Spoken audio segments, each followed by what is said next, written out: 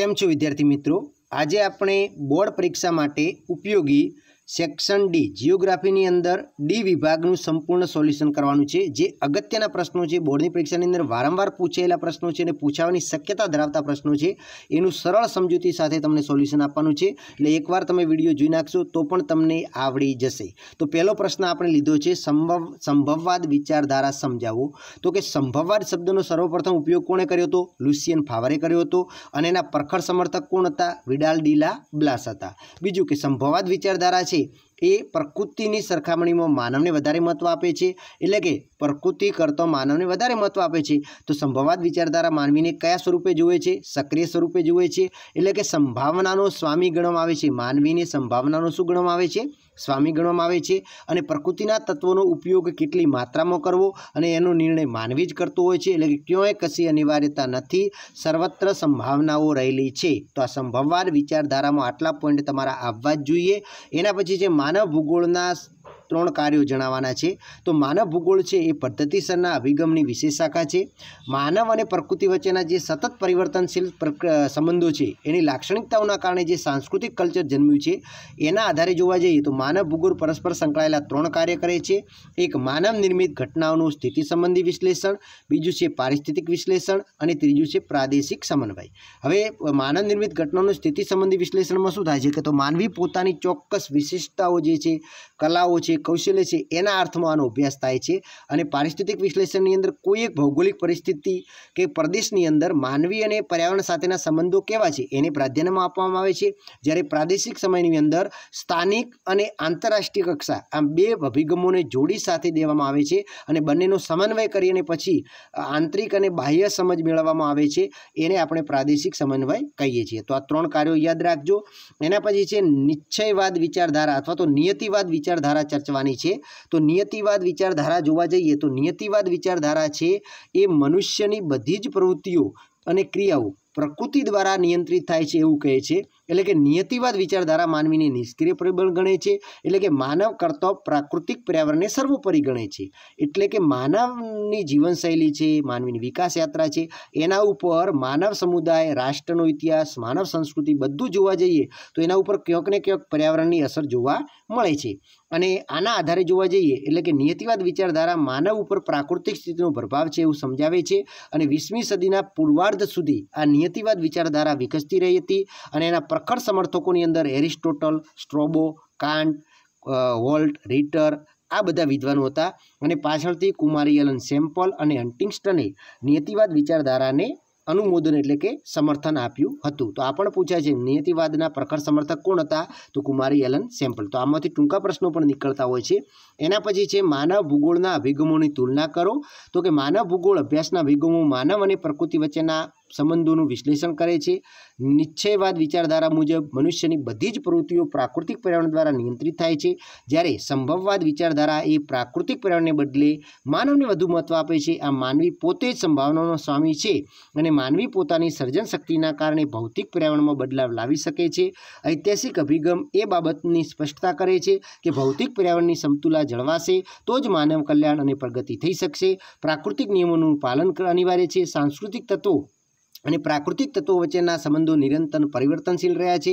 જ્યારે માનવ કલ્યાણલક્ષી અભિગમ એ સામાજિક ન્યાયનો હેતુ સિદ્ધ થાય તે માટે વિશ્વના બધા જ માનવોનો સૃષ્ટિમાં બધા જ સંસાધનો પર સમાન અધિકાર છે એવું પ્રસ્થાપિત કરે છે। અને વર્તનલક્ષી વિચારધારા મુજબ જોવા જઈએ તો કોઈપણ પ્રદેશની ભૌગોલિક પરિસ્થિતિમાં તેના લોકોના વર્તન પર અસર થાય છે, એટલે કે માનવ સમુદાયના વર્તન તરાહના કારણે સાંસ્કૃતિક પર્યાવરણ ઉદ્ભવે છે। જ્યારે નવનિયતિવાદ વિચારધારા એ બાબત સ્પષ્ટ કરે છે કે પ્રાકૃતિક નિયમોનું પાલન કરીને માનવી પોતાના વર્તન તરાહ બનાવવી જોઈએ અને માનવીના વર્તન દ્વારા પ્રાકૃતિક પર્યાવરણને નુકસાન ન થવું જોઈએ। એના પછી આપણે જોઈએ તો ખાસ ચેપ્ટર 2ના પ્રશ્નો છે કે વસ્તી ગીતતા પર અસર કરતા સામાજિક અને ધાર્મિક પરિબળોની ચર્ચા કરો। તો આ ઘણી વખત 5 ગુણમાં પણ પૂછી શકે છે। તો વસ્તી ગીતતા ઉપર અસર કરતા પરિબળો કેટલા છે? 4 પરિબળો છે। ભૌગોલિક પરિબળો, આર્થિક પરિબળો, સામાજિક અને ધાર્મિક અને રાજકીય પરિબળો। ભૌગોલિક પરિબળો અને આર્થિક પરિબળો છે 5 ગુણનો પ્રશ્નમાં આવી શકે છે અને ઘણી વખત સામાજિક અને ધાર્મિક પરિબળો અને રાજકીય પરિબળો પણ 5 ગુણમાં ભેગા પૂછી શકે છે। તો સામાજિક પરિબળોની આપણે વાત કરીએ તો સામાજિક રિવાજો, સંયુક્ત પરિવાર, બહુપત્ની પત્ની પ્રથા વગેરેને કારણે વસ્તી ગીતતા પર અસર થતી હોય છે। એટલે કે ધાર્મિક કારણોથી પણ કેટલાક સમુદાયો એક પ્રદેશ છોડીને બીજા પ્રદેશમાં શું કરતા હોય છે તો સ્થળાંતર કરતા હોય છે, તેની પણ વસ્તી ગીતતા પર અસર થાય છે। 21મી સદીના બીજા દશકમાં તાલિબાનની શાસનથી ત્રસ્ત ધાર્મિક લઘુમતીઓએ સ્થળાંતર કર્યું હતું, જે દેશોમાં આશરો લીધો છે ત્યાં વસ્તી ગીતતામાં વધારો થયો છે। હવે રાજકીય પરિબળની વાત કરીએ તો રાજકીય પરિબળોમાં જેમ કે કેન્યા અને ઉગાન્ડામાં શાસન પલટો થતો, હજારો એશિયનો નિર્વાસિત થયા હતા અને એને યુકે અને અન્ય દેશોમાં સ્થળાંતર કર્યું હતું, જેની અસર વસ્તી ગીતતા પર થઈ જોવા મળે છે। એટલે કે રાજકીય અરાજકતા હોય, ગૃહ યુદ્ધની સ્થિતિ હોય પણ વસ્તીનું સ્થળાંતર તો થાય જ છે, જેની અસર વસ્તી ગીતતા પર થાય છે। અને ઘણીવાર દેશનું વિભાજન થાય, જેમ કે ભારત અને પાકિસ્તાનના ભાગલા પડ્યા હતા ત્યારે પણ ઘણા પાકિસ્તાનમાંથી ભારતમાં લોકો સ્થળાંતર કરી ગયા હતા, તો એની અસર વસ્તી ગીતતા ઉપર થતી જોવા મળે છે। એના પછી બીજો પ્રશ્ન છે, ભારતની વસ્તી નીતિમાં સમાવિષ્ટ બાબતો જણાવો। તો કે ભારતની વસ્તી નીતિમાં કઈ કઈ બાબતોનો સમાવેશ કરવામાં આવેલો છે તો કે 15 જાન્યુઆરી 2010ના રોજ કેન્દ્ર સરકારે વસ્તી નીતિની જાહેરાત કરી હતી। તેમાં સમાવિષ્ટ મુદ્દાની વાત કરીએ તો પહેલો મુદ્દો તો લોકસભાની બેઠક 543 જે છે એ 2026 સુધી જાળવી રાખવાની છે। પછી નવજાત શિશુના મૃત્યુદરને 30 સુધી નીચે લઈ જવાનો છે। પછી છોકરીઓની લઘુત્તમ લગ્ન વય 18 વર્ષથી વધારે ઉપર લઈ જવાની છે અને રસીકરણનો વ્યાપ વધારવાનો છે। અને સલામત ગર્ભપાતની સુવિધાઓ, જે સલામત રીતે ગર્ભપાતની એટલે કે જે પ્રસ્તુતિ થાય છે એ દવાખાનામાં થાય એ વસ્તુ લાગુ કરવાની છે। પછી બાળ લગ્ન પ્રતિબંધન ધારાને સખ્તાઈપૂર્વક અમલ કરવાનો છે। તો આ વસ્તી નીતિની સમાવિષ્ટ બાબતો છે। એના પછી આગળ ત્રીજો પ્રશ્ન છે કે ભારતમાં ગ્રામીણ વસ્તી અને શહેરી વસ્તીનું માળખું જણાવો। તો આની અંદરથી ટૂંકા પ્રશ્નો પણ ઘણા પૂછાતા હોય છે। તો કે ગ્રામીણ વસ્તીની વાત કરીએ તો ભારત દેશ મુખ્યત્વે ગામડાનો બનેલો દેશ છે। કુલ વસ્તીના 68.84% લોકો ગામડામાં વસે છે, જ્યારે 31.16% લોકો શહેરમાં વસે છે। સૌથી વધુ ગ્રામ્ય વસ્તી 90.21% એટલે કે હિમાચલ પ્રદેશ પ્રથમ ક્રમે આવે છે। એના પછી બિહાર અને અસમમાં પણ ગ્રામ્ય વસ્તીનું પ્રમાણ વધારે છે, જ્યારે ગોવા, ગુજરાત, હરિયાણા, કર્ણાટક, મહારાષ્ટ્ર એવા રાજ્યો એવા છે કે જ્યાં આગળ ગ્રામ્ય વસ્તીનું રાષ્ટ્રીય સરેરાશ કરતો પ્રમાણ ઓછું જોવા મળે છે।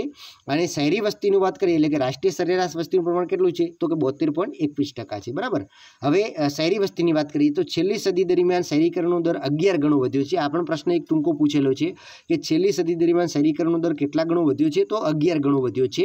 સૌથી વધારે શહેરી વસ્તી ધરાવતું રાજ્ય ગોવા છે 62.17%, એના પછી આવે છે મિઝોરમ 51.51% સાથે બીજા ક્રમે। હવે મહારાષ્ટ્ર, ગુજરાત, તમિલનાડુ, કર્ણાટક, પંજાબ અને હરિયાણા આ રાજ્યો એવા છે કે જ્યાં આગળ વસ્તીનું પ્રમાણ રાષ્ટ્રીય સરેરાશ કરતો વધારે જોવા મળે છે શહેરી વસ્તીનું, જ્યારે હિમાચલ પ્રદેશ, અસમ, બિહાર અને ઉત્તરાખંડ અને ત્રિપુરા રાજ્ય છે ત્યાં આગળ સૌથી વધારે શહેરી વસ્તી રાષ્ટ્રીય સરેરાશ કરતો ઓછી જોવા મળે છે। એના પછી છે ટૂંકનું લખો ભારતમાં સાક્ષરતા। તો સાક્ષરતાની અંદર જોવા જઈએ તો સાક્ષરતાના આધારે દેશની વસ્તીની ગુણવત્તા નક્કી થાય છે। દેશની આર્થિક વિકાસ, જીવન ધોરણ, સ્ત્રીઓનો સામાજિક દરજ્જો, શૈક્ષણિક સગવડો, સરકારની નીતિ વગેરે પરિબળો સાક્ષરતા પર અસર કરતા હોય છે। સાક્ષરતાનો આંક એ પ્રગતિનું સૂચક છે। આ ટૂંકા પ્રશ્નમાં ઘણી વખત પૂછાય છે કે સાક્ષરતાનો આંક એ શાનો સૂચક છે તો પ્રગતિનું સૂચક છે। અને સાક્ષરતા માનવ વિકાસ અને જીવનની ગુણવત્તાનું પણ સૂચક છે। ભારતનો સાક્ષરતાનો દરની વાત કરીએ તો 74.04% છે। કુલ સાક્ષરતા દર કેટલી છે 74.04% છે, જેમાં પુરુષ સાક્ષરતા દર 82.14% છે અને મહિલા સાક્ષરતા દર 65.46% છે। ભારતની અંદર સૌથી વધારે સાક્ષરતા કેરળ રાજ્યમાં છે 94% અને સૌથી ઓછી સાક્ષરતા ધરાવતું રાજ્ય બિહાર છે 61.8% સાથે। દેશની અંદર 16 રાજ્યો અને 7 કેન્દ્રશાસિત પ્રદેશોમાં સાક્ષરતાનું પ્રમાણ રાષ્ટ્રીય સરેરાશ કરતો વધારે છે। દેશમાં સાક્ષરતાનું પ્રમાણ રાષ્ટ્રીય સરેરાશથી વધારે છે અને દેશમાં સાક્ષરતા આંક શહેરી વિસ્તાર, ગ્રામીણ ક્ષેત્રો, જુદા જુદા સામાજિક અને ધાર્મિક જૂથોમાં ભિન્ન ભિન્ન છે અને દેશની લોકશાહી માટે સાક્ષરતા એ નિર્ણાયક પરિબળ છે। આ પણ ટૂંકો પ્રશ્ન પૂછાય છે કે દેશની લોકશાહી માટે સાક્ષરતા એ કેવું પરિબળ છે તો નિર્ણાયક પરિબળ છે।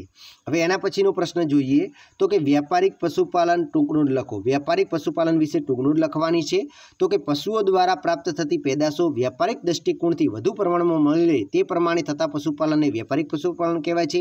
જેના લક્ષણોની આપણે વાત કરીએ તો તે વૈજ્ઞાનિક દૃષ્ટિકોણથી થાય છે। પશુઓને ઉત્તમ પ્રકારનું ઘાસ અને અનાજ ખવડાવવામાં આવે છે। પશુઓની ઓલાદ સુધારવા માટેના પ્રયોગો કરવામાં આવે છે। પછી પ્રાણીઓને થતા રોગોનું નિદાન અને તેમની દવાઓ અપાય છે। પશુઓની સારી રીતે સરભરા કરવામાં આવે છે। પશુ ચિકિત્સકો દ્વારા તેમની સારવાર અપાય છે। પછી દૂધ, માંસ, ચામડું, ઈંડા, ઊન, ઈંડા વગેરેનું મોટા પ્રમાણમાં ઉત્પાદન કરી વિશ્વના બજારમાં એની નિકાસ કરવામાં આવે છે. મરઘા, બતક, ઘેટા, બકરા, ગાય, બળદ, ઘોડા વગેરે પશુઓ તેની અંદર પાળવામાં આવે છે. એના પછીનો પ્રશ્ન છે ખેતી આધારિત આનુષંગિક પ્રવૃત્તિઓ જણાવો. તો કે પશુપાલન દ્વારા દૂધ અને દૂધની બનાવટો તૈયાર કરવી, પછી મરઘા, બતકોનો ઉછેર કરી ઈંડાને મોસ મેળવવું, ફૂલોની ખેતી દ્વારા સુગંધિત દ્રવ્યો તૈયાર કરવા, ઔષધિઓ તૈયાર કરવી, મધમાખીનો ઉછેર કરીને મધ મેળવવું, તેલબિયાનું પિલાણ કરીને ખાદ્ય તેલ તૈયાર કરવું અને શેતૂરની ખેતી કરીને રેશમના કીડા ઉછેરવા. આ પ્રશ્ન ખૂબ અગત્યનો છે, તૈયાર કરી દેજો. એના પછી છે મોટા પાયા પરના ઉદ્યોગો વિશે ટૂંકનું લખો. તો આ પણ પૂછી શકે છે. તો મોટા પાયા પરના ઉદ્યોગોની વાત કરીએ તો કે આ પ્રકારના ઉદ્યોગોનું વ્યવસ્થા તંત્ર ઉચ્ચ મૂલ્યો આધારિત તથા જટિલ પ્રકારનું હોય છે. અહીં ઉત્પાદનની ગુણવત્તા અને વિશિષ્ટીકરણ પર વધુ ધ્યાન આપવામાં આવે છે. ચીજ વસ્તુનું ઉત્પાદન વધુ માત્રામાં થાય છે અને ઉત્પાદિત ચીજો આંતરિક અને આંતરરાષ્ટ્રીય બજારમાં વેચાણ માટે મોકલવામાં આવે છે. અને મોટા પાયા પરના ઉદ્યોગો માટે વિસ્તૃત બજાર, જુદા જુદા પ્રકારના કાચા માલ, ઉર્જાના સાધનો, વધારે મૂડી, વધારે યંત્ર સામગ્રી, પાકા માર્ગો, પાણી, બેંકો, વીમાની સગવડો પૂરતા પ્રમાણમાં જોઈએ છે. લોખંડ પોલાદ ઉદ્યોગ છે, પેટ્રોલ રસાયણ ઉદ્યોગ છે, ઓટોમોબાઈલ્સ ઉદ્યોગ છે, ખોંડ ઉદ્યોગ છે, સિમેન્ટ ઉદ્યોગ છે, રાસાયણિક ખાતરોનો ઉદ્યોગ છે, રંગો અને દવાના બનાવવાના કારખાના છે. આ બધા મોટા પાયા પરના ઉદ્યોગ આવે છે. એના પછીનો પ્રશ્ન છે ઉદ્યોગોનું વર્ગીકરણ કરી અને ગૃહ ઉદ્યોગની સમજ આપવાની છે. તો ઉદ્યોગોનું વર્ગીકરણ 3 રીતે થાય છે, એટલે કે ગૃહ ઉદ્યોગ એટલે કે કુટીર ઉદ્યોગ, લઘુ ઉદ્યોગ અને મોટા પાયા પરના ઉદ્યોગ. ગૃહ ઉદ્યોગની વાત કરીએ તો કે ગૃહ ઉદ્યોગ એ ઉત્પાદનનું સૌથી નાનું સ્વરૂપ છે. કુંભાર, મોચી, દરજી, લુહાર વગેરે એ ગૃહ ઉદ્યોગ ચલાવે છે અને તેની અંદર ઉત્પાદિત કાર્ય ખૂબ જ મર્યાદિત પ્રમાણમાં થાય છે. ઉત્પાદિત ચીજોનું વેચાણ પણ સ્થાનિક બજારો પૂરતું સીમિત હોય છે.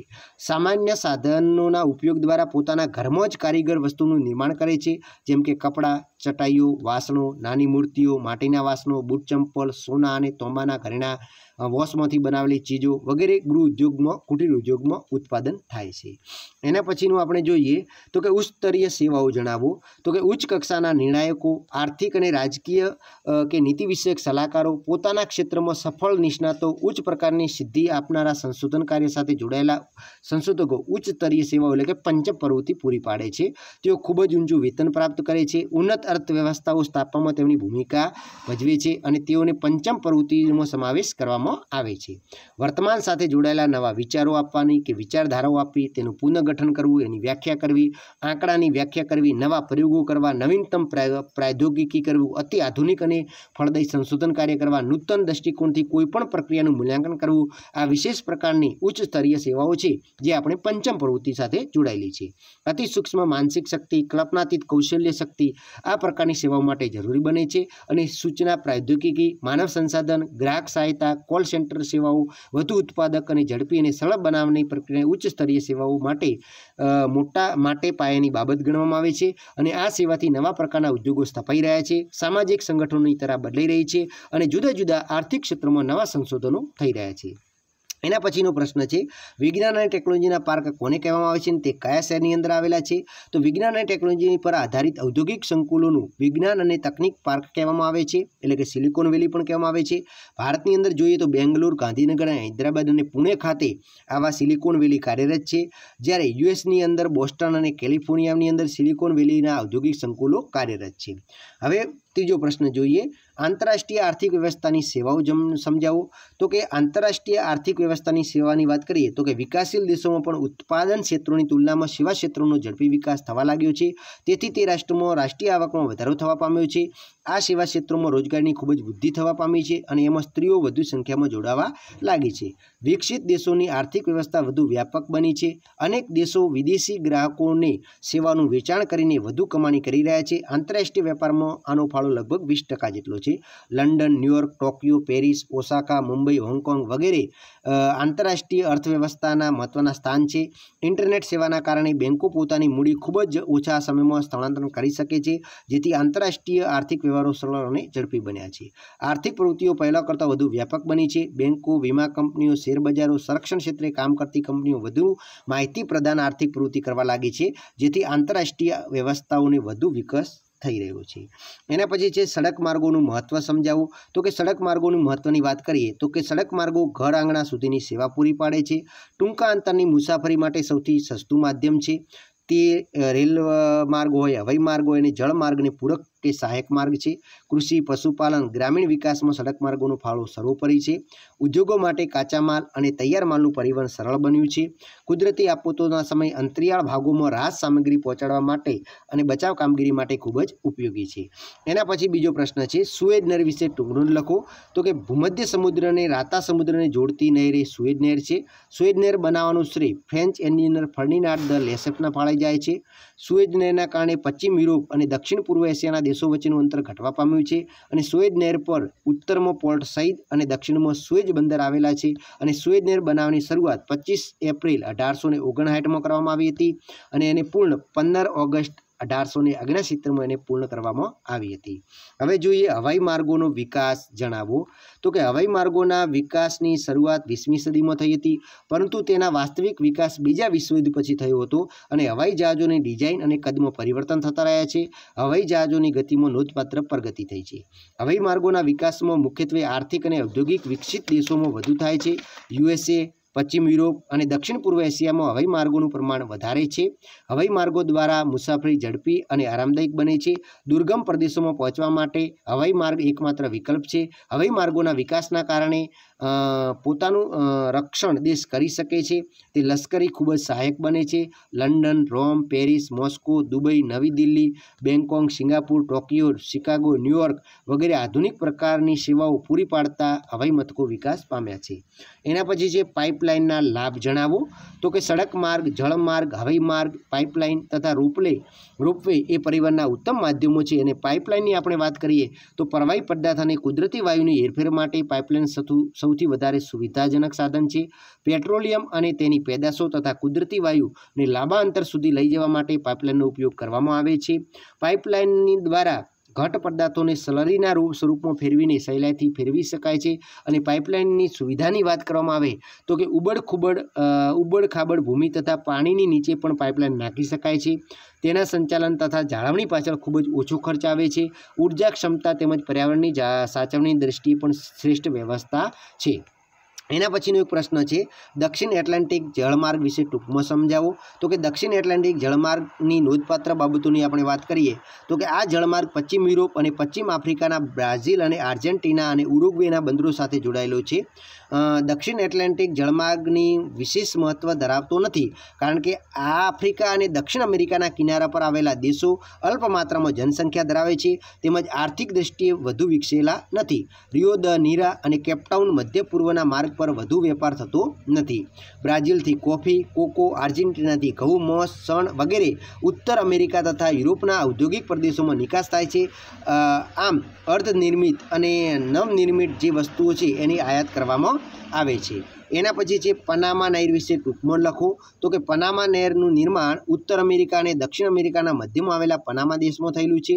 તે પૂર્વમાં એટલાન્ટિક મહાસાગર અને પશ્ચિમમાં પેસિફિક મહાસાગરને જોડે છે। પનામા નહેર એક જળપાસ પ્રણાલી ધરાવે છે। તો આ ખાસ બે ટૂંકા પ્રશ્નો યાદ રાખજો કે પનામા નહેર કેવી પ્રણાલી ધરાવે છે, તો જળપાસ પ્રણાલી ધરાવે છે। પનામા નહેર કયા બે મહાસાગરોને જોડે છે, તો એટલાન્ટિક મહાસાગર અને પેસિફિક મહાસાગર। અને પનામા નહેર બનવાથી જહાજો પનામા નહેર છે ને પસાર કરતો જહાજોને 7 થી 8 કલાક સમય લાગે છે કારણ કે જળપાસ પ્રણાલી ધરાવે છે। અને પનામા નહેરના કારણે ઉત્તર અને દક્ષિણ અમેરિકાના પૂર્વ પશ્ચિમ કિનારા વચ્ચેનું અંતર ઘટી ગયું છે। એના પછી છે પરિવહન સંબંધી સમસ્યાઓ અને તેના ઉપાયો જણાવો। તો કે શહેર માર્ગ વ્યવહાર ટ્રાફિકને ઘટાડવા માટે ફ્લાયઓવર બનાવવા, મેટ્રો રેલ કે મોનોરેલનો વિકાસ કરવો, મલ્ટી લેવલિંગ પાર્કિંગની સુવિધાનું નિર્માણ કરવું, મહાનગરોની પાસે આધુનિક ઉપનગરી વસાવવી, શહેરીઓનું ભારણ ઘટાડવાથી પરિવહનની સમસ્યા દૂર કરી શકાય છે। શહેરોમાં સાયકલ ટ્રેક બનાવવા, સાયકલના ઉપયોગ માટે લોકોને પ્રોત્સાહિત કરવા, વ્યક્તિગત કે ખાનગી વાહનોની જગ્યાએ સામૂહિક પરિવહનની સાધનોનો સુવિધા વધારવી, શહેર બસ સુવિધા કે મેટ્રો રેલની સુવિધા શહેરોમાં ઊભી કરવી અને એનાથી પણ ટ્રાફિકની સમસ્યા હલ થઈ શકે છે। પરિવહનમાં પાર્કિંગના નિયમો કડક બનાવવા એ પરિવહન સંબંધી સમસ્યાના ઉકેલ હતા અને એના ઉપાયો હતા। સડક માર્ગ ખૂબ જ મહત્વનો માર્ગ છે, કારણ આપો। તો કે સડક માર્ગ ખૂબ જ મહત્વનો છે કારણ કે ઘર આંગણાની સેવા પૂરી પાડે છે, ટૂંકા અંતરની મુસાફરી માટે સૌથી સસ્તું માધ્યમ છે। કૃષિ, પશુપાલન અને ગ્રામીણ વિકાસમાં સડક માર્ગોનો ફાળો સર્વોપરી છે। ઉદ્યોગો માટે કાચા માલ લાવવા અને તૈયાર માલને બજાર સુધી લઈ જવા માટે તે સરળ બનાવે છે। એના પછીનો પ્રશ્ન છે, ઇન્ટરનેટના કારણે દુનિયા નાની બની ગઈ છે, આ વિધાન સમજાવો। તો કે 20મી સદીના ઉત્તરાર્ધમાં સૂચનાઓનું આંકડામાં રૂપાંતર થઈ જવાને કારણે દૂરસંચાર વ્યવસ્થા ધીરે ધીરે કમ્પ્યુટરનું અંગ બની ગઈ અને તેમાં ઇન્ટરનેટના માધ્યમથી એક સમન્વિત તંત્રનું નિર્માણ થયું। આજે વિશ્વમાં ઇન્ટરનેટ સૌથી મોટી ઇલેક્ટ્રોનિક પ્રણાલી છે, જે 100થી વધુ દેશોમાં 10 કરોડથી વધુ લોકો એકબીજા સાથે જોડાયેલા છે। દર વર્ષે લાખો નવા ગ્રાહકો ઇન્ટરનેટ સાથે જોડાય છે અને સંચાર સેવા ઇન્ટરનેટના કારણે ખૂબ જ સુવિધાજનક બની ગઈ છે। તેનાથી સમય અને સ્થળની બધી મુશ્કેલીઓ દૂર થઈ ગઈ છે। ઇન્ટરનેટના આધુનિક સંચાર તંત્રએ વિશ્વને અનેક વૈશ્વિક ગામોમાં બદલી દીધું છે, આમ દુનિયા નાની બની ગઈ છે। એના પછી છે, આકાશવાણી વિશે ટૂંકનું લખો અથવા તો આકાશવાણી ઉપયોગી સમૂહ માધ્યમ છે। તો કે ભારતમાં માહિતી અને પ્રસારણ મંત્રાલય હસ્તક રેડિયો એ પ્રસારણ સાર્વજનિક સેવા છે। આકાશવાણી તેના વિવિધ કેન્દ્રો પરથી વિવિધ ભાષામાં પોતાના કાર્યક્રમોનું પ્રસારણ કરે છે। શિક્ષણ, મનોરંજન, ગીત સંગીત, નાટક, ભવાઈ, સમાચાર, વૈશ્વિક ઘટનાઓ, રમતગમત, હવામાન, વેપાર, જાહેરાતો હોય કે કૃષિ અને અનેક ક્ષેત્રના નવીનતમ માહિતી આકાશવાણી તેના શ્રોતાઓ સુધી ખૂબ જ ઝડપથી અને અસરકારક રીતે પહોંચાડે છે। રેડિયો હાથવગું સાધન હોવાથી પ્રવાસ દરમિયાન પણ તેનો ઉપયોગ થઈ શકે છે। 1930માં રેડિયોની સેવાનું રાષ્ટ્રીયકરણ થયું હતું અને એ સેવાનું નામ ઓલ ઇન્ડિયા રેડિયો કરવામાં આવ્યું હતું અને પાછળથી એનું નામ 1957માં બદલી અને આકાશવાણી કરવામાં આવ્યું છે। એના પછી જે વર્તમાન સમયમાં ઇન્ટરનેટ ખૂબ જ મહત્વનું છે, કારણ આપો। તો કે રેલવે હોય કે હવાઈના સમયપત્રક જાણવા હોય, રેલવે, હવાઈ કે બસની મુસાફરી માટે ટિકિટ બુકિંગ કરાવવી હોય, જમીનના દસ્તાવેજો મેળવવા હોય, શૈક્ષણિક માર્ગદર્શન આપવા માટે, ગુનાખોરી શોધી કાઢવા માટે કે હોટલ બુકિંગ કરાવવા માટે, ઓનલાઈન ખરીદ વેચાણ કરવા માટે કે જાહેર પરીક્ષાના પરિણામ મેળવવા માટે ક્રેડિટ કાર્ડ અને ડેબિટ કાર્ડનો ઉપયોગ કરવા માટે ઇન્ટરનેટ સેવાઓ અનિવાર્ય બની ગઈ છે। આ ઉપરાંત વોટ્સઅપ, ટ્વિટર, ફેસબુક, ઈમેલ વગેરે સેવાઓનો ઉપયોગ માટે ઇન્ટરનેટનો ઉપયોગ જરૂરી બન્યો છે। તેથી વર્તમાનમાં ઇન્ટરનેટનું મહત્વ ખૂબ જ વધી રહ્યું છે। એના પછી જે આકાશવાણી ઉપયોગી સમૂહ માધ્યમ છે, કારણ આપો। તો કે આકાશવાણી તેના વિવિધ કેન્દ્રો દ્વારા વિવિધ ભાષામાં પોતાના કાર્યક્રમનું પ્રસારણ કરે છે। શિક્ષણ, મનોરંજન, ગીત સંગીત, નાટક, ભવાઈ, સમાચાર, વૈશ્વિક ઘટનાઓ, રમતગમત, હવામાન, વેપાર, જાહેરાતો, કૃષિ વગેરે અનેક ક્ષેત્રોની નવીનતમ માહિતી આપે છે, શ્રોતાઓ સુધી ઝડપથી પહોંચાડે છે, અસરકારક રીતે પહોંચાડે છે। આકાશવાણી મનોરંજન, જ્ઞાન, માહિતી, વિવિધ પ્રકારની જાણકારી આપી શ્રોતાઓને માનસિક રીતે સજ્જ કરે છે। તેથી કહી શકાય કે આકાશવાણી એ ઉપયોગી સમૂહ માધ્યમ છે। એના પછીનો પ્રશ્ન છે કે ભારતના વિદેશ વેપારનો ઇતિહાસ ટૂંકમાં જણાવો। તો કે ભારતના વિદેશ વેપારના ઇતિહાસની વિગતે ચર્ચા કરીએ તો કે ભારતમાં પ્રાચીન કાળમાં લાંબા અંતર સુધી વસ્તુનું પરિવહન સલામત ન હતું, તેથી મહદઅંશે વેપાર સ્થાનિક બજારો પૂરતું સીમિત હતું। લોકો ખોરાક અને વસ્ત્ર માટે મોટે ભાગે ખર્ચ કરતા હતા। આદિમ સમાજમાં વેપારનું પ્રારંભિક સ્વરૂપ વિનિમય વ્યવસ્થા હતી, જેમાં વસ્તુઓની પ્રત્યક્ષ આપ-લે કરવામાં આવતી હતી। આજે પણ ભારતમાં કેટલાક અંતરિયાળ વિસ્તારોમાં સાટા પદ્ધતિ અમલીકૃત છે અને વૈશ્વિક વેપાર સંબંધો વિકસાવવામાં મોટો ફાળો રહ્યો છે। ભારતમાં રેશમ, રેશમી, કાપડ, લોખંડનો સામાન, તેજાની અન્ય દેશોમાં નિકાસ થતી હતી। નદી બંદરો વિશે નોંધ લખવાની છે, ટૂંક નોંધ। તો કે બારે માસ ભરપૂર પાણી, નદીનું ઊંડું તળ, શાંત અને એક જ સમાન દિશામાં વહેતી નદીનો પ્રવાહના કિનારે જે બંદરો વિકસે છે તેને નદી બંદર કહેવાય છે। નદી બંદરની વિશેષતા જોઈએ તો કે આંતરિક પીઠ પ્રદેશોની જરૂરિયાત, આયાત તેમજ ઉત્પાદનની નિકાસ માટે નદી બંદરો ખૂબ જ ઉપયોગી છે। નદીના પ્રવાહ સાથે તણાઈ આવતા કાંપ, ભરતીના કારણે તણાઈ આવતા કાંપથી નદીનું તળ સીસરું બની જાય છે, ત્યારે નદીના તળની ઊંડાઈ જાળવી રાખવા માટે વારંવાર ડ્રેજિંગ કરવું પડે છે। અને લંડન ટેમ્સ નદી પર અને હેમ્બર્ગ વેસર નદી પર આવેલા નદી બંદર છે। ભારતમાં હુગલી નદી પર આવેલું નદી બંદર કોલકાતા છે। નદી બંદર આંતરિક જળમાર્ગ તરીકે ઉપયોગી છે। યુરોપના ઘણા નદી બંદરો આંતરિક જળમાર્ગ માટે, ચીજવસ્તુની હેરફેર માટે, ઉતારુની હેરફેર માટે ઉપયોગી થાય છે। એના પછીનો પ્રશ્ન છે, વિશિષ્ટ આર્થિક પ્રદેશ એટલે શું?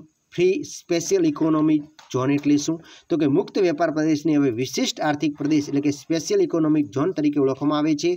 વિશિષ્ટ આર્થિક પ્રદેશ દ્વારા દેશના આંતરરાષ્ટ્રીય વેપારને વિકાસ થઈ શકે એ માટે સરકારે કેટલાક પગલાં ભર્યા છે, જેમ કે ખાસ આર્થિક પ્રદેશ માટે જમીન પૂરી પાડવી, આ પ્રદેશ માટેનું કરનું માળખું સરળ કે હળવું કરવું, લાયસન્સ પ્રથા રદ કરવી, વિદેશી રોકાણને પ્રોત્સાહન આપવું, આંતરરાષ્ટ્રીય વેપારનું કદ અને ગુણવત્તા વધે એ માટે જરૂરી પાયાની સગવડો આપવી, ઉદ્યોગોના લક્ષ્યને પહોંચી વળવા કામદાર હિતના કાયદામાં છૂટછાટ આપવી। ગુજરાતમાં કંડલા સ્પેશિયલ ઇકોનોમિક ઝોન છે, યાદ રાખજો ગુજરાતમાં કયું બંદર છે તો કંડલા।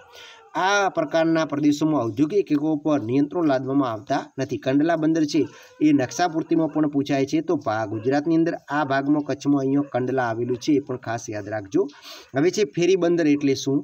તો કે જો ગીચ વસ્તીના પ્રદેશો હોય, ટાપુમય વિસ્તારો હોય અને માનવ વસ્તી હોય તો નાની સ્ટીમરો જેવા સાધનો દ્વારા એક પ્રદેશમાંથી બીજા પ્રદેશમાં જવા આવવા માટેના નાના બંદરો વિકસે છે, તેને ફેરી બંદર કહેવાય છે. જાપાન, બ્રિટન, યુરોપ અન્ય દેશોના કિનારે આવા પ્રકારના બંદરો વિકસેલા છે, જેમ કે હાર્બીચ છે, ડોવર છે, ક્રિસ્ટોન છે, ન્યૂ હેવન છે, લી હાર્વે છે વગેરે બંદરો ફેરી બંદરો છે. આ ઉપરાંત ગુજરાતમાં દહેજ બંદરેથી ઘોઘા બંદર વચ્ચે ફેરી સુવિધા ચાલે છે. ઓખા અને બેટ દ્વારકા વચ્ચે પણ ફેરી સર્વિસ ચાલે છે. એના પછી જોઈએ ફેરી બંદર વિશે ટૂંકનો લખો. તો ફેરી બંદર છે એ આપણે અહીંયા જોઈ ગયા છીએ. આગળ એક જ છે પ્રશ્ન. હવે એના પછી જોઈએ તો કે રૈખિક વસાહત પ્રણાલી. રૈખિક વસાહત પ્રણાલી જે છે એના વિશે સમજાવવાનું છે. તો કે વસાહતોનો અભ્યાસ તેમના સ્થાનિક અને સ્થિતિના આધારે કરાય છે. રૈખિક વસાહત પ્રણાલી જે છે એ રેલ માર્ગ હોય, સડક માર્ગ હોય કે નદીના સમાંતર કોઠે અસ્તિત્વમાં આવતી હોય છે અને સમુદ્ર કિનારે પણ રૈખિક વસાહત પ્રણાલી વિકસે છે. ભારતની અંદર બૃહદ હિમાલય અને ગંગાના કિનારે રૈખિક વસાહત પ્રણાલી જોવા મળે છે અને રૈખિક વસાહત પ્રણાલીને રિબન વસાહત પ્રણાલી પણ કહેવાય છે. આ આકૃતિ પણ યાદ રાખજો, ઘણી વખત આકૃતિ પણ પૂછી શકે છે. તો આ રૈખિક વસાહત પ્રણાલી આકૃતિ છે. એના પછી તમે જુઓ તો આગળ આપણે બીજો પ્રશ્ન જોઈએ કે સંસાધન એટલે શું? તો કે પૃથ્વી ઉપર મળી આવતા કુદરતી પદાર્થો કે જેનો ઉપયોગ માનવી પોતાના વિકાસ કાર્યો માટે કે પદાર્થોને સંસાધન કહેવાય છે, જે જૈવિક કે અજૈવિક હોઈ શકે છે. પારિવારિક સંસાધન, રાષ્ટ્રીય સંસાધન, વૈશ્વિક સંસાધન, પુનઃપ્રાપ્ય, પુનઃ અપ્રાપ્ય, વિરલ, એકલ, સર્વસુલભ, સામાન્ય સુલભ, સંભવિત અને અજ્ઞાત સંસાધન એના પ્રકાર પડે છે. સંસાધનોનું વર્ગીકરણ કરવા જઈએ તો માલિકીના આધારે, પુનઃપ્રાપ્યતાના આધારે, વિતરણ ક્ષેત્રના આધારે અને ઉપયોગિતાના આધારે. માલિકીના આધારે 3 પ્રકાર પડે છે: પારિવારિક, રાષ્ટ્રીય અને વૈશ્વિક. પુનઃપ્રાપ્યતાના આધારે જોવા જઈએ તો પુનઃપ્રાપ્ય, પુનઃ અપ્રાપ્ય, વિરલ અને એકલ સંસાધન. પછી વિતરણ ક્ષેત્રના આધારે જોઈએ જઈએ તો સર્વસુલભ, સામાન્ય સુલભ, સંભવિત અને અજ્ઞાત સંસાધન છે. અને ઉપયોગના આધારે જોવા જઈએ તો ઉપયોગ થયા વગરના સંસાધન અને ઉપયોગ ન થઈ શકે તેવા સંસાધન. હવે ઉપયોગ થયા વગરના સંસાધનો કયા કયા છે એટલે શું? તો કે એ પણ તમે ઇઝીલી લખી શકશો. પછી વ્યાપારિક ધોરણે ડેરી ઉદ્યોગ કયા કયા દેશોમાં વિકાસ પામ્યો છે? તો ખાસ યાદ રાખજો, વિશ્વની અંદર વ્યાપારિક ધોરણે પશુપાલન કરતા દેશો કયા કયા છે? તો USA છે, સોવિયત સંઘ છે, કેનેડા છે, ફ્રાન્સ, નેધરલેન્ડ, ડેનમાર્ક, બેલ્જિયમ અને આર્જેન્ટિના છે. અને ગુજરાતમાં આનંદ ડેરી છે. આણંદની અંદર અમૂલ ડેરી આવેલી છે. એના કારણે સમગ્ર વિશ્વમાં વ્યાપારિક ધોરણે ડેરી ઉદ્યોગ વિકસ્યો છે. પછી પશુપાલકો વ્યાપારિક ધોરણે પશુપાલન કરી શકે તે માટે સરકારે કઈ કઈ સુવિધા પૂરી પાડવી જોઈએ? તો કે પશુપાલકો વ્યાપારિક ધોરણે પશુપાલન કરી શકે તે માટેની સુવિધાની વાત કરીએ તો સરકાર દ્વારા પશુપાલકો માટે ખાસ પ્રોત્સાહન પૂરા પાડવા જોઈએ. પશુપાલક માટે ખાસ વિસ્તારો જાહેર કરવા જોઈએ. પશુઓ ખરીદવા, તેના ઉછેર માટે, તબેલા ગમણ માટે, નિર્માણ માટે સરકારે આર્થિક સહાય આપવી જોઈએ. પશુ સંપત્તિ આધારિત ઉદ્યોગોને કરવેરાથી ખાસ છૂટછાટ આપવી જોઈએ અને પશુપાલકોને ઓછા દરે ધિરાણ પણ આપવું જોઈએ. એના પછી જે પશુપાલકો વ્યાપારિક ધોરણે રોકાણ કરી શકે, વધુ આવક મેળવી શકતા નથી. શા માટે? તો કે ઔદ્યોગિકીકરણ અને શહેરીકરણના કારણે પશુપાલન વ્યવસાય માટે જરૂરી ચારણ ક્ષેત્રોનો વિસ્તાર અને ગુણવત્તામાં ઘટાડો થયો છે. પશુપાલન પ્રવૃત્તિમાં પશુની કિંમત, ઘાસચારા અને પશુ ચિકિત્સકો મોંઘા બન્યા છે. પશુપાલકો પશુ પેદાશોનું વળતર ખૂબ ઓછું મળે છે. વળી પશુપાલન પ્રવૃત્તિમાં પૂરતા પ્રમાણમાં આધુનિકીકરણ થયું નથી. તેથી પશુપાલકો વ્યાપારિક ધોરણે રોકાણ કરી વધુ આવક મેળવી શકતા નથી. એના પછી જે કુદરતી સંસાધનની વ્યાખ્યા આપી, મુખ્ય કુદરતી સંસાધનો લખો. તો કુદરતમાંથી મળી આવતા હોય એવા સંસાધનો પદાર્થોનો જ્યારે માનવી ઉપયોગ કરે છે ત્યારે કુદરતી સંસાધન કહેવાય છે. એના પછી જે પુનઃપ્રાપ્યતાની દૃષ્ટિએ સંસાધનના પ્રકાર પાડો. પુનઃપ્રાપ્ય સંસાધન, પુનઃ અપ્રાપ્ય સંસાધન, પ્રાકૃતિક સંસાધન, વિરલ સંસાધન અને એકલ સંસાધન. તો વિરલ સંસાધનની વાત આવે તો થોડાક જ મર્યાદિત સ્થળોથી મળી આવતા ખનિજોને વિરલ સંસાધન કહેવાય છે. સોનું છે, ખનિજ તેલ છે વગેરે. એકલ સંસાધન માત્ર સમગ્ર વિશ્વમાં 1-2 સ્થળોથી મળી આવતા સંસાધન, જેમ કે ક્રાયોલેટ ધાતુ. એના પછી છે ભૂમિ સંસાધન સાથે જોડેલી સમસ્યાઓ જણાવો. તો ભૂમિ સંસાધન સાથે જોડેલી સમસ્યાઓની વાત કરીએ તો ખેતીલાયક જમીનમાં ઘટાડો થવો, અતિ સિંચાઈથી ક્ષારીકરણ થવું, જમીન ધોવાણ થવું, નિર્વનીકરણ થવું અને સઘન ખેતી. આ ભૂમિ સંસાધન સાથે જોડેલી સમસ્યાઓ છે. એના પછી ભૂમિ પ્રદૂષણ એટલે શું? એની અસરો જણાવો. તો કે જમીનની ગુણવત્તામાં થતા ઘટાડાને ભૂમિ પ્રદૂષણ કહે છે અને એ પણ એક મૌલિક રીતે તમે સરસ પ્રશ્ન લખી શકો છો. એના પછી જે ગંદા પાણીના નિકાલની સમસ્યા જણાવો. તો આ પણ એકદમ મૌલિકતાથી પ્રશ્ન તમને આવડે એવો જ છે, તો ખાસ તૈયાર કરી દેજો. પછી જૈવિક કચરાના શાના સમાવેશ થાય છે એ પણ તમે खास मोटी हॉस्पिटल दवाखाना में प्रयोगशाला में जे पैथोलॉजी लेबोरेटरी में ए बधा जे कचरा है मानवना मळमूत्र है बधा जैविक कचरानी अंदर समावेश थाय छे। हवे छे ध्वनि प्रदूषणनी असरो जणावो तो कि ध्वनि प्रदूषणनी असरो जोईए तो सतत ऊंचा घोंघाटमां काम करता लोको मानसिक ताण अनुभवे छे अने तेथी तेमनो स्वभाव चीड़ियो बने छे। यंत्रोना भारे अवाज वच्चे काम करता लोको बहेरा बने छे। घोंघाटनी असर हृदयना धबकारा पर थाय छे, लोहीनुं दबाण वधी जाय छे अने तेना कारणे हृदय पण बंध पड़े छे। ध्वनि प्रदूषणनी प्राणीओ पण खलेल अनुभवे छे। बीमार लोको अने नाना बाळको વધારે બેચેની અનુભવે છે। એના પછી જે પ્રદૂષણ અટકાવવાના ઉપાયો જણાવો તો કે જળ પ્રદૂષણ, હવા પ્રદૂષણ, ભૂમિ પ્રદૂષણ, ધ્વનિ પ્રદૂષણ અટકાવવા માટે નીચે પ્રમાણેના ઉપાયો છે કે પ્રવાહી કચરાનો યોગ્ય પ્રક્રિયા કરી નિકાલ કરવો જોઈએ, રાસાયણિક ખાતરોને બદલે જૈવિક ખાતરોનો વપરાશ કરવો જોઈએ, વાયુ પ્રદૂષણ ફેલાવતા અશ્મિભૂત બળતણને બદલે અક્ષય ઉર્જાના વપરાશ વધારવો જોઈએ, પ્રદૂષણ અટકાવવા માટે કડક કાયદા કરી તેને ચુસ્તપણે અમલ કરાવવો જોઈએ, શાળા કોલેજોમાં વિદ્યાર્થીઓને પ્રદૂષણ થતા નુકસાનથી અવગત કરવા જોઈએ, जंगलों साचववा जोईए, गाम के शहरों में सड़क अने बंने बाजू वृक्षारोपण करवुं जोईए, वाहनों की डिजाइन में जरूरी फेरफार करी हवा ने वननी प्रदूषण अटकाववुं जोईए, घन कचरा ने दूषित द्रव्योथी अलग पाडवुं जोईए। एना पछी आपणे जोईए आलेखोनुं वर्गीकरण करो तो कि आलेखना प्रकार छे एक परिमाणीय आलेख, द्विपरिमाणीय आलेख, त्रिपरिमाणीय आलेख, चित्रात्मक आलेख अने अन्य आलेख। तो एक परिमाणीय आलेख कया कया छे? रेखा अने स्तंभ आलेख छे। द्विपरिमाणीय आलेखमां वर्तुळ, चौरस, लंबचौरस आवे छे। त्रिपरिमाणीय आलेखमां ब्लॉक पाइल छे, घन गोळो छे, घन चौरस छे वगैरे आवेले छे। चित्रात्मक अने कार्टोग्राम ए अन्य आलेखनी अंदर आवे छे। तो आ रीते तमे लखी शको। पछी माहिती मेळववाना बे स्रोत छे, प्रत्यक्ष स्रोत अने परोक्ष स्रोत छे। हवे एनी अंदर खास मुलाकात लेवानी जे प्रक्रिया थाय एने क्षेत्र कार्य कहेवामां आवे छे। तो आ एकदम इजी प्रश्न है, तमे लखी शकशो। पछी भारत में सत्तावार नक्शाथी प्रकाशित करती संस्थाओं कई है?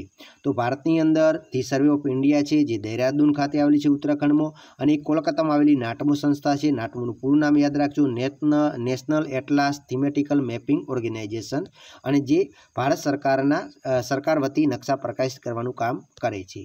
एना पछी छे मध्यक अने मध्यस्थनी व्याख्या आपवानी छे। तो मध्यवर्ती स्थितिना 3 माप छे। मध्यवर्ती स्थितिना माप प्रसार अने सहसंबंध छे ए आंकड़ाने चकासणी माटेनी 3 प्रवृत्तिओ छे।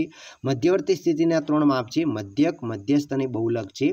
हवे आपणे मध्यक एकदम इजी छे, तमने आ दाखला पण पूछाय छे, घणी वखत आवो प्रश्न तो पण ए तमने आपणे विडियो बनावेलो छे, मध्यक, मध्यस्थ अने बहुलकना दाखला तैयार करी देजो। हवे एना पछी जे मात्रात्मक माहिती विषे नोंध लखवानी छे अने एना सिवाय छे आंकड़ाकीय माहिती एटले शुं तो ये पण तमे तैयार कर नाखजो। पछी रेखा अने स्तंभ आलेखना लाभ जणाववाना छे, बराबर। तो कि रेखा आलेखना लाभ जोवा जईए तो कि रेखा आलेखमां एक करता वधु रेखाओं द्वारा कोई विगतनुं वितरण दर्शावी शकाय छे। तापमान, जन्मदर, मृत्युदरनी वगैरह रेखा आलेख द्वारा रजूआत करी शकाय छे। रेखा आलेख दौरवो सरळ छे। रेखा आलेखमां रजू थयेली विगतोनी स्पष्टता झड़पथी थई शके छे, अन्यने पण समजाववामां मुश्केल पड़ती नथी अने आलेख दौरवानी आ मूलभूत पद्धति छे। याद राखजो, आलेख दौरवानी मूलभूत पद्धति कई छे? रेखा आलेख छे। हवे एना गैरलाभ शुं छे तो कि अमुक चोक्कस विगतो ज रेखा आलेख द्वारा रजू करी शकाय छे अने एक ज विगत दर्शावी शकाय छे, आ एनी मर्यादा छे। हवे स्तंभ आलेखना लाभ कया कया छे तो कि आंकड़ाकीय माहिती दर्शाववा माटे सौथी वधु वपराती पद्धति स्तंभ आलेख छे। तेमां एक साथे एक करता वधु विगतो दर्शाववामां आवे छे। आंकड़ाकीय माहितीनुं अर्थघटन करवा माटे आ पद्धति वधु उपयोगी बने छे। एकथी वधु विगतो एक साथे दर्शावी होय त्यारे संयुक्त स्तंभ आलेख वधु सचोट बने छे। माहिती तुलनात्मक अभ्यास थई शके छे। त्वरित माहिती आ आलेख द्वारा प्राप्त करी शकाय छे। अने गैरलाभ शुं छे तो कि स्तंभ आलेख दौरवा माटे जाणकारी तथा अभ्यासनी जरूर रहे छे। पछी स्तंभ आलेख केटलीक अने कई रीते दर्शावी शकाय छे, केटली अने कई रीते दर्शावे तो कि स्तंभ आलेख छे ए बे रीते एटले संयुक्त स्तंभ आलेख छे, सादो स्तंभ आलेख छे, बराबर। अहींया तमे चित्रमां पण जोई शको छो। तो आ रीते तमे लखी शकाय छे। पछी सममूल्य पद्धतिनुं माहितीनुं कयुं लक्षण दर्शावे तो सममूल्य माहिती एक सरखा मूल्यवाળી ते लक्षण दर्शावे छे। प्राकृतिक भूगोळनी अंदर प्रदेशोनी ऊंचाई दर्शाववामां आवे छे। सममूल्य रेखाओनो उपयोग करवा माटे हवामानना नक्शामां एकसरखुं तापमान होय के दबाण एटले के आइसोप्लेथ दर्शाववा माटे रेखाओ दर्शाववा माटे उपयोग कराय छे, जे तमे आकृति द्वारा स्पष्ट करी शको छो। एना पछी आपणे जोईए कि ग्लोबल पोजिशनिंग सिस्टम जीपीएस विषे नोंध लखवानी छे। तो जीपीएस स्थल निर्धारित प्रणाली छे। ग्लोबल पोजिशनिंग सिस्टम एनुं पूरुं नाम याद राखजो। पछी बधी ज ऋतुमां काम करती एक નૌકાયાન પ્રણાલી છે જે યુએસના લશ્કર દ્વારા વિકસાવવામાં આવી હતી અને જીપીએસ પ્રણાલી માટે 24 ઉપગ્રહો સતત કાર્યશીલ છે અને ઉપગ્રહોની માહિતી સૂચક રેડિયો તરંગો પૃથ્વી પર મોકલવામાં આવે છે જે પૃથ્વી સપાટી પર રહેલી ભૂમિ નિયંત્રણ કેન્દ્ર પર ઝીલવામાં આવે છે અને ફરીથી પુનઃ પ્રસ્થાપિત કરી અને આ પુનઃ પ્રસ્થાપિત થતા તરંગોને વ્યક્તિગત વપરાશકર્તા માટે મોકલવામાં આવે છે। પોતે તે જ તે સમયે પૃથ્વી સપાટી પર ક્યાં છે તે જાણી શકાય છે, એટલે કે એર વ્યૂ પણ મેળવી શકાય છે। પછી કમ્પ્યુટરની મદદથી સ્તંભ આલેખ તૈયાર કરવાની રીત સમજાવવાની છે। તો સૌપ્રથમ તમારે કેલ્સી પ્રોગ્રામ ઓપન કરવાનો છે। આપેલી માહિતીને તમારે વર્કશીટની અંદર ઉમેરવાની છે। સ્ટાન્ડર્ડ ટૂલ બારની અંદર ચાર્ટ બટન ઓપન કરવાનું છે। એની ઉપર તમને ચાર્ટ વિન્ડોઝ ખુલશે, જેની અંદર ચાર્ટ વિન્ડોના પ્રથમ પગલામાં ચાર્ટ સ્તંભ પ્રકારનું જે આલેખ પસંદ કરવાનું છે। પછી પસંદ કરેલી માહિતીનો વિસ્તાર ચાર્ટ વિન્ડોના બીજા પગલામાં દર્શાવવામાં આવશે અને માહિતીનો વિસ્તાર બદલવો હોય તો બદલી શકાશે, સોપાનો પણ બદલી શકાશે અને ચાર્ટ વિન્ડોના ત્રીજા પગલામાં માહિતી શ્રેણી દર્શાવવામાં આવશે અને ચાર્ટ વિન્ડોના ચોથા પગલામાં શીર્ષક, ટાઇટલ, પેટા શીર્ષક, એક્સ અક્ષ અને નામ ઉમેરવામાં આવશે અને ફિનિશ બટન કરીને તમે એને માહિતીને સેવ કરી શકો છો અને સ્તંભ આલેખ તૈયાર કરી શકો છો। એના પછી જે જીપીએસના ઉપયોગો જણાવો તો એ પણ ઇઝી ઉપયોગો છે, તમે સ્ક્રીન ઉપર જોઈ શકો છો અને તૈયાર પણ આ પ્રશ્ન ખાસ કરી દેજો। એના પછી જે જીઆઈએસનો ઉપયોગ કયા વિશે સંદર્ભે કરવામાં આવે છે તો કે કુદરતી સંસાધન, સામુદાયિક સેવાઓ છે, વ્યવસાય છે, પરિવહન છે, પ્રાકૃતિક ઘટનાનું નકશાકાન છે, જળ સ્ત્રોતો છે, સમુદ્રનું નકશાકાન છે, શિક્ષણના પ્રોગ્રામ છે, ગુનાખોરી ડામમાં, આ બધી જગ્યાએ જીઆઈએસનો ઉપયોગ થાય છે। નકશા આલેખમાં સોફ્ટવેરનું કાર્ય જણાવવાનું છે, તો આવી રીતે આપણે નકશા આલેખમાં જણાવી શકે છે। તો આટલા આઈએમપી પ્રશ્નો હતા, ખાસ તૈયાર કરી દેજો। તો વિદ્યાર્થી મિત્રો, આ વિડીયો તમને પસંદ આવ્યો હશે। ઓલરેડી આપણે આઈએમપી પ્રશ્નો આપેલા છે, વિભાગ એ થી લઈને એ સુધી, નકશાપૂર્તિ સુધીના બધા આપેલા છે। તો તમને બેસ્ટ ઓફ લક, સારું પેપર જાય એવી શુભકામનાઓ કરું છું। જય હિન્દ, જય ભારત।